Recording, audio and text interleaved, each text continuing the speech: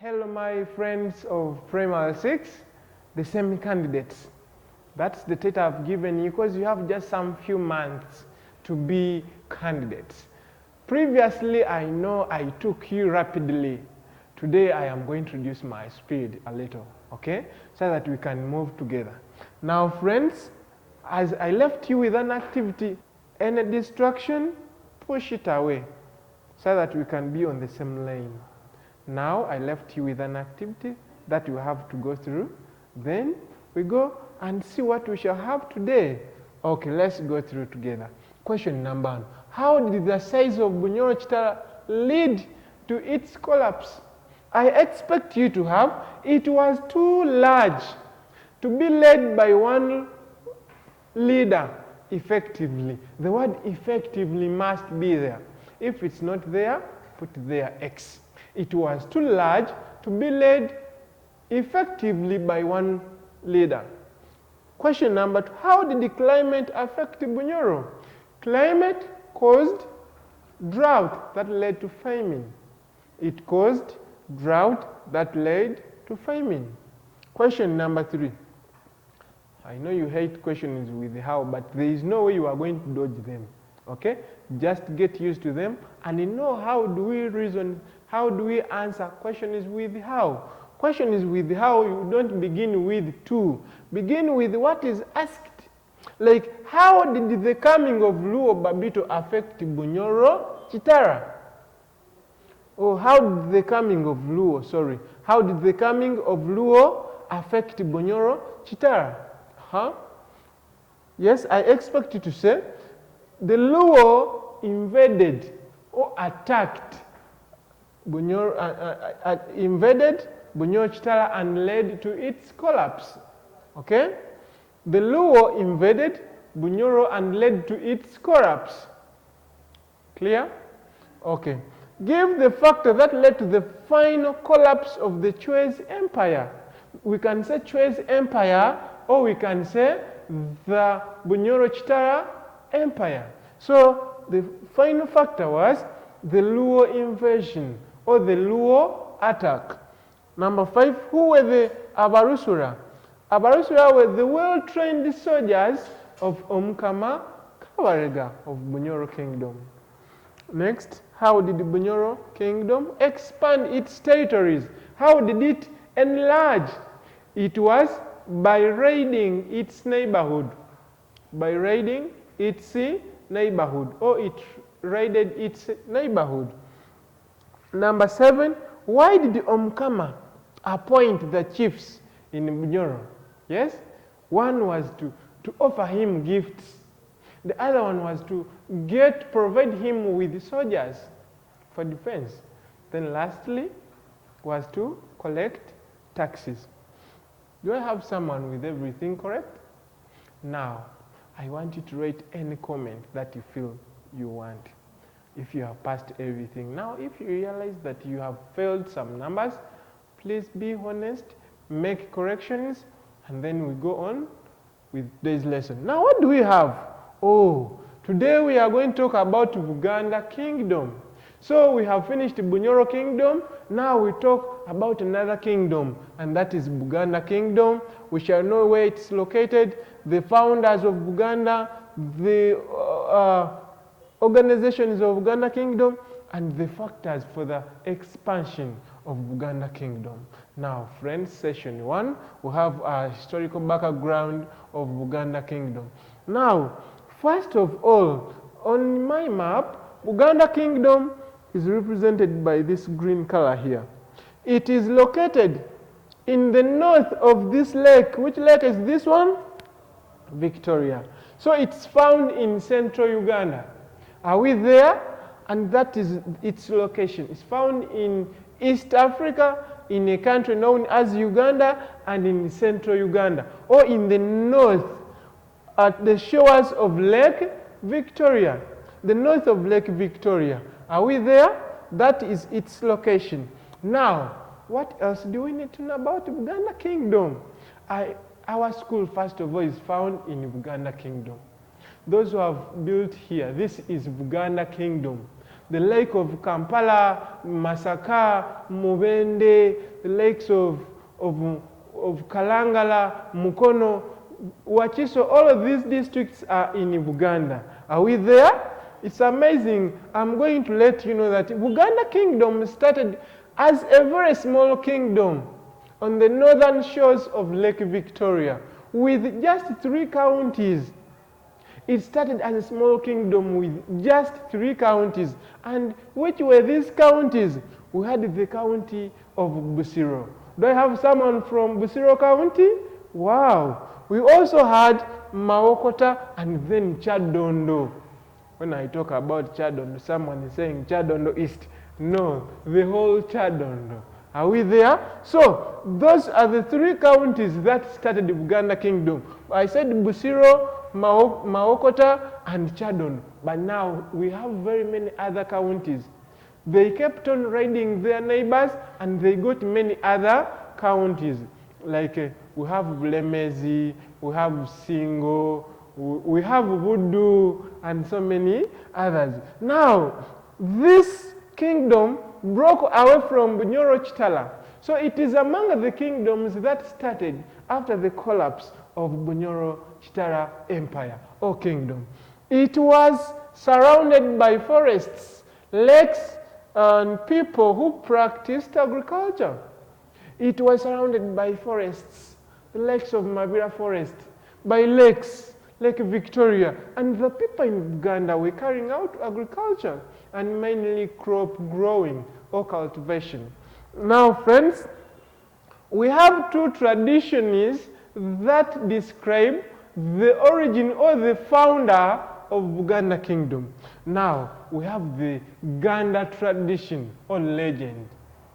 According to the Ganda tradition, it is believed that Buganda Kingdom was founded by Chintu.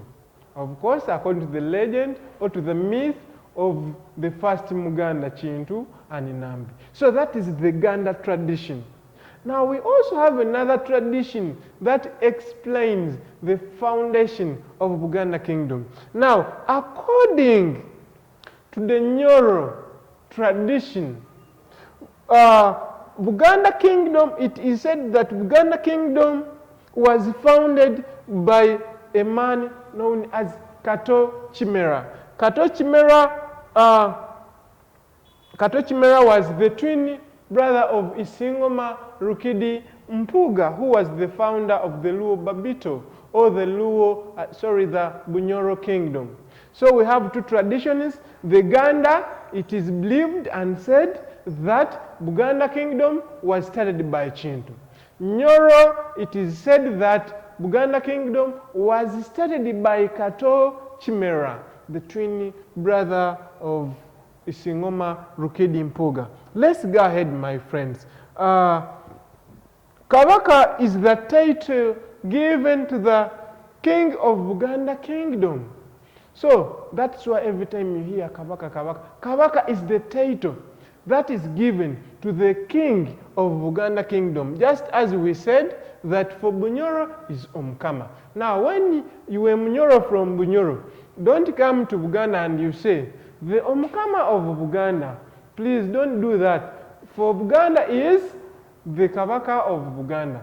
And when you go to my area, Busoga, don't go and say, the Kabaka of Busoga. No. What will you say? The Chabazinga of Busoga. So you find that different communities had different titles. Are we there? Now, duties of the Kabaka. What were the duties of the Kabaka of Buganda?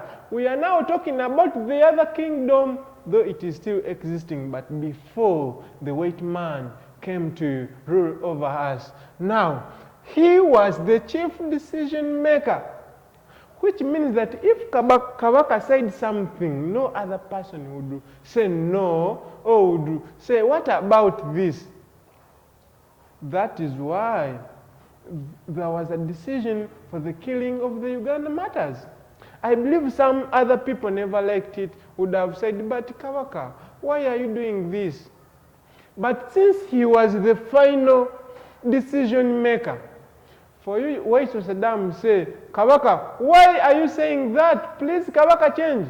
Say, who are you? What is your name? Come here. And you would get the punishment, the deserved punishment. So the Kabaka was the chief decision maker. 2, he was the chief judge. 3, he headed the kingdom and he was the commander-in-chief of the army. These kingdoms had army, like the Abambowa. We had the Abatabazi, that was the army for Buganda. So the Kabaka was the commander-in-chief. Just like you see Uganda, we have our we have our army, known as the UPDF. Did you know that the president is the commander-in-chief? So even the Kabaka was the commander-in-chief of the army. So also he distributed land to clans and his loyal subjects, to his loyal people. Like I wish I lived by that time. Kabaka would have given me, because I'm a loyal person, okay? And I believe you are also loyal. Not so, friends? Now, come here, session number 2. Who are some of these famous Kabakas or kings of Buganda? Do you know some of them? The kings of Buganda? Okay, I have a list here. I've just picked a few. There are very many, over 30, but I've just picked a few. Now, 1, we have Kabaka Suna II. Kabaka Suna II is well remembered for having welcomed the first Arab traders in Buganda Kingdom. That's why I have brought him here. We also have Kabaka Mutesa I. This Kabaka Mutesa I is the one who invited the Christian missionaries to come to Buganda and Uganda as well. There are many kings, but I've just picked a few. We also have Kabaka Daudi Chwa II. This was a younger king at the signing of the 1900 Buganda Agreement, the one which is locally called Endagano y'Olukumi mu Olwenda.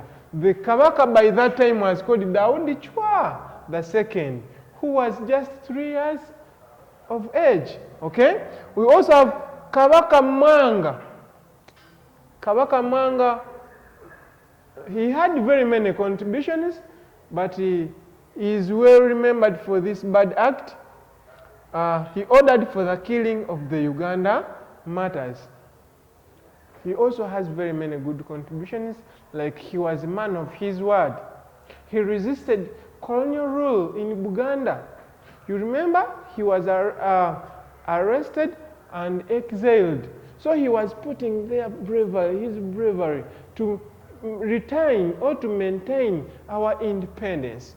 So he was such a good king of Buganda who loved his country. Are we there? And there were reasons to why he ordered for the killing. Maybe even if you were the one, you would also do what? Order.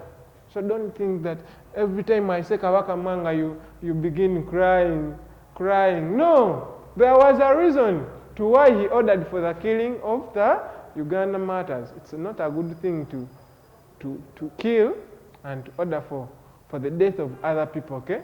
Don't also say, this one has annoyed me, you will be killed. You are going to be arrested, my friend. Now, we have Kabaka Edward Mutesa II, who was the first president of Uganda. Though he never had powers, he was the first president of Uganda, but he never had powers. Who had powers by that time? That was the Prime Minister, none other than Dr. Apollo Milton Obote. I don't want, again, to take you to those stories. I don't want some of you to cry. Now, Kabaka Ronald Muwenda Mutebi II is the current king of Buganda Kingdom. I believe he's a famous face, famous figure. We always watch Kabaka of Buganda when we have functions in Lubiri. Are we there? So, His Highness Kabaka Ronald Muwenda Mutebi Chimera II is the current king of Buganda Kingdom. Are we there? So friends, we have taken a look at some of the prominent or some of the kings of Buganda. There are many. There are those that I've not mentioned, like King Chintu, Kato Chimera, all those, okay? Now, which are some of the activities the Baganda got involved in? One was fishing. Since the kingdom was surrounded by lakes, trade, they traded with their neighbors, the Banyoro, and they were mainly trading in baka cloth and matoke. Are we there? Also, they carried out crop farming. Now, friends, we are coming to the end of my lesson, and we are ending with the factors that led to the expansion of this kingdom. Remember, I told you that these factors, some of them are constant. You don't need to always squeeze your head, fight, scratch your hair, touch your head. These factors, some are constant. Are you able to guess those that are constant? Okay, we can see. Now, factors that led to the expansion and growth of this kingdom that started with only 3 counties. 1, strong and able leaders, the likes of King Mwanga, the likes of King Mutesa. These were very strong leaders who defended their kingdom. Are we there? We also had a strong army called Abatabazi. Abatabazi was this army for Buganda Kingdom. Someone is saying, what about Abamboa? Now the Abamboa were like the SFC.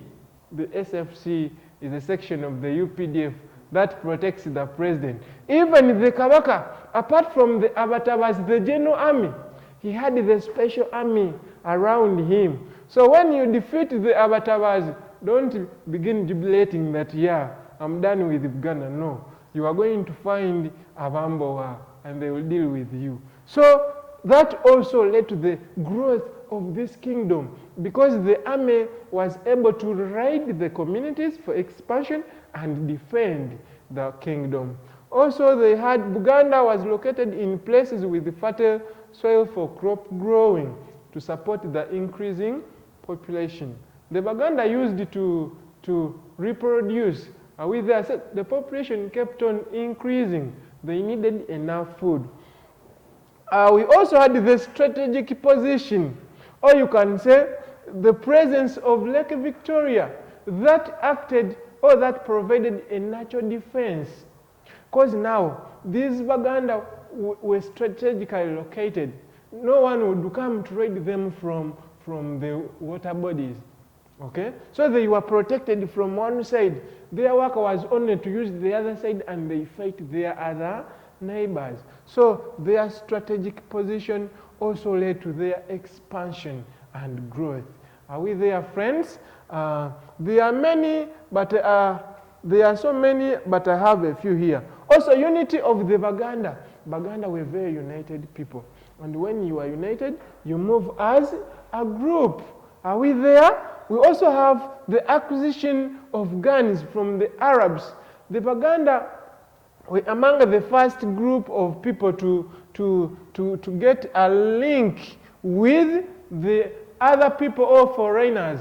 Are we there? So during slave trade, during long distance trade where we had slave trade, Baganda participated and they got guns from the Arabs. So when they got guns, they were now secure. They would defend their kingdom and they would attack their neighbors. Are we there? My friends, as you can see this strong person here, they used to be strong, not that they were very big, no. They had a commanding language. They had a strong army and so many others. Now, strong army, you can see my friends here, the Abatabazi.